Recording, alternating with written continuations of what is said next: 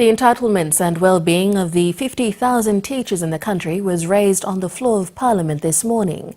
This is in relation to the 13 recommendations made by a special parliamentary committee, also known as the Gunning Report, and given to the Department of Education to be implemented.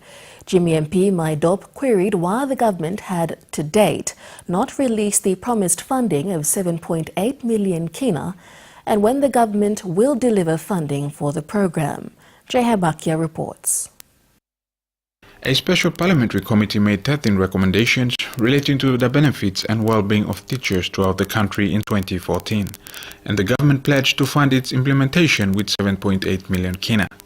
The Education Department was tasked to carry out these recommendations, but there has not been any forthcoming reports on its progress so far, and the question was raised as to when the government plans to put funding in for this important program. The Minister update this House, Honorable House, and the people of this nation, especially the 56,000 teachers in the country, on the process of work undertaken by the Education Department on the Working Committee.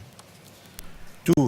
How will the department fund the approved 7.826 million kina for the Phase 1 implementation of price report now that it was missed out again in the 2017 budget? 3. How can this government assure the 56,000 teachers in the country that it cares about their well-being and is addressing their issues throughout implementation of the Gunning Report? Education Minister Nick Kuman said a full report will be presented in Parliament next week in this regard, but overall he said his department is making some progress on the said recommendations. One important progress was that the Department of Personnel Management had approved for a pay rise of teachers and was awaiting the government's directives before confirmations can be made. The Department of Personnel Management had completed the negotiation on the salary entitlements and conditions not long ago. It is awaiting the government to make a decision on the overall quantum of pay rise throughout the country. That's the only thing that we are waiting, and because